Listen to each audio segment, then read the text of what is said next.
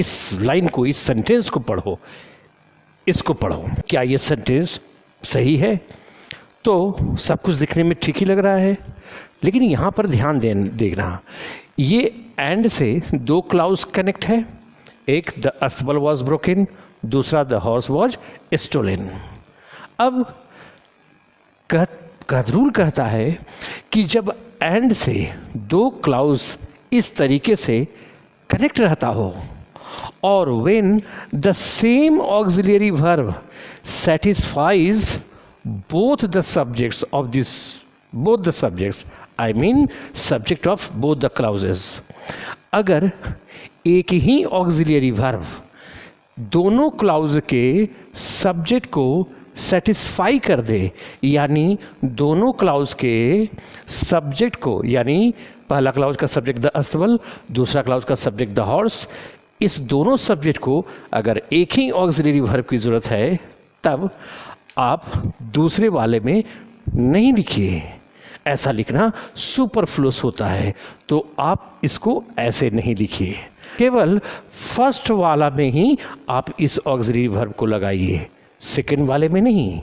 यानी कि ऐसे लिखिए, the stable was broken and the horse, अब वॉज नहीं, द हॉर्स स्टोलन। अब ये सेंटेंस करेक्ट हो गया। लेकिन अब इस सेंटेंस को ध्यान से देखो, अब लिखा हुआ है the stable was broken and the horses stolen. क्या ये सही है? तो अब ध्यान देना, यहाँ पर एंड से दो क्लाउज कनेक्टेड है और दोनों सब्जेक्ट सिंगुलर है, तो नेचुरली दोनों में सिंगुलर वर्ब भी लगेगा, वॉज इसमें भी, वॉज इसमें भी।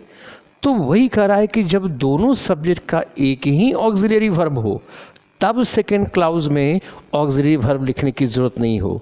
लेकिन अगर दोनों सब्जेक्ट को अलग अलग ऑक्सिलरी वर्ब्स की ज़रूरत हो, तब तो लिखना ही पड़ेगा। यानी अब इसमें क्या था कि the stable was broken and the horse stolen, the horse के बाद कोई ऑक्सिलरी वर्ब नहीं है, अब सब्जेक्ट V3 कुछ होता ही नहीं है, तो हम लोग समझ जाएंगे कि द हॉर्स के साथ भी वही ऑक्सिलरी वर्ब जो पिछला क्लाउज में लगा हुआ है, पिछला क्लाउज के सब्जेक्ट के साथ लगा हुआ है, यानी वॉज, ये अंडरस्टूड हो गया। तो इसी तरीके से इसमें आओ, the stable was broken and the horses stolen. अब सब्जेक्ट प्लस V3 तो इंग्लिश में कुछ होता ही नहीं है। हाँ, subject plus V1 simple present tense, subject plus V2 simple past tense, लेकिन सब्जेक्ट प्लस V3 कुछ नहीं होता है। तो द हॉर्स इज स्टोलन जब ऐसे लिखा हुआ है, तब हम क्या समझ जाएंगे कि एंड के पहले वाले क्लाउज में जो ऑक्सिलरी वर्ब है, उसी ऑक्सिलरी वर्ब को द हॉर्सेस के बाद लिखना है। It means the auxiliary verb used with the subject of the first clause will be used here with the subject of the second clause also। तो was है, तो the horses के बाद तो कुछ नहीं लिखा हुआ है, तो हम समझ जाएंगे कि पिछला ही क्लाउज का ऑक्सिलरी वर्ब द हॉर्सेस ये है प्लूरल, तो प्लूरल के साथ अगर हम was लगाएंगे तो गलत हो जाएगा। तो ये सेंटेंस गलत है, यानी इन दोनों सब्जेक्ट को अलग अलग ऑक्सिलरी वर्ब की जब जरूरत होगी तो हम अलग अलग लिखेंगे, इस तरीके से नहीं। इसमें तो एक ही ऑक्सिलरी वर्ब चाहिए था दोनों सब्जेक्ट को।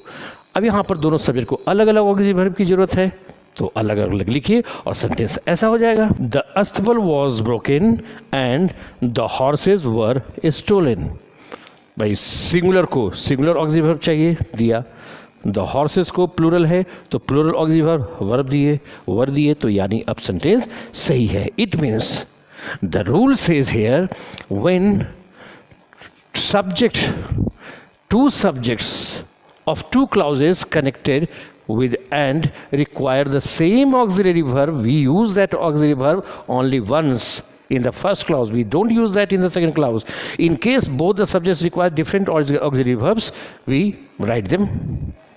बस यही भी समझना है। जब एंड से दो क्लाउजेस कनेक्ट हो और दोनों क्लाउजेस के सब्जेक्ट को एक ही ऑक्सिलरी वर्ब चाहिए, एक ही ऑक्सिलरी वर्ब सेटिस्फाई कर दे दोनों क्लाउजेस के सब्जेक्ट को, तब उस ऑक्सिलरी वर्ब को हम लोग सिर्फ एक बार लिखेंगे फर्स्ट क्लाउज में, सेकंड में नहीं लिखेंगे। बट अगर दोनों क्लाउजेस के सब्जेक्ट्स को अलग अलग ऑक्सिलरी वर्ब की ज़रूरत है, तब हम लोग इस तरीके से लिखेंगे. Once a question was asked in the examinations. I am giving that to you. जरा सॉल्व करो तो. The thief was caught and his pockets searched by the police. इसमें देखो तो कोई एरर है.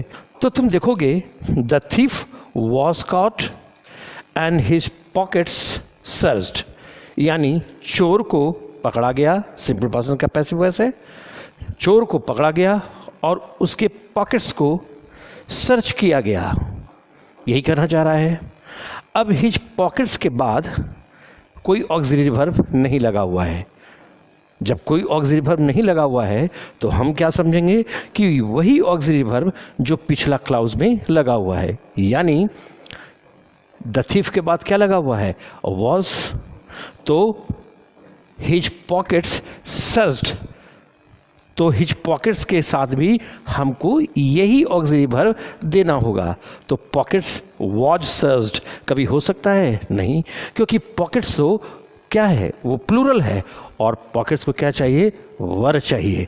इसलिए आंसर क्या हो जाएगा? बी. सेंटेंस क्या होना चाहिए? हिज पॉकेट्स वर सर्च्ड, ऐसा हो जाएगा.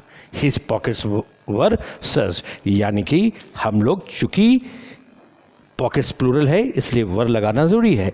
यानी एक ही ऑक्सिलरी वर्ब वॉज, ये दोनों सब्जेक्ट द थीफ और एंड के बाद वाला क्लाउज हिज पॉकेट्स, इन दोनों को सेटिस्फाई नहीं कर सका. In this situation we shall give different auxiliary verbs as per requirement. जैसी ज़रूरत हो वैसा देंगे. अब ऐसा नहीं करा कि हिज पॉकेट्स सर्च्ड. भाई I won't use was were, आपको यूज़ करना ही है. क्यों? क्योंकि हिज पॉकेट्स सर्च्ड यानी सिंपल पास्ट टेंस का एक्टिव वॉइस हो जाएगा सब्जेक्ट प्लस V2. तो इसका हिंदी क्या आ जाएगा? उसका पॉकेट जो है सर्च किया, सब्जेक्ट प्लस V2. पॉकेट क्या सर्च करने का काम कर सकता है? नहीं कर सकता है. तो ये एक्टिव वॉइस पे तो सेंटेंस मीनिंगफुल होगा ही नहीं. तो हर सूरत हाल में पैसिव वॉइस में इसको रखना जरूरी है. तो हम लोग करेंगे his pockets were searched. So we should understand.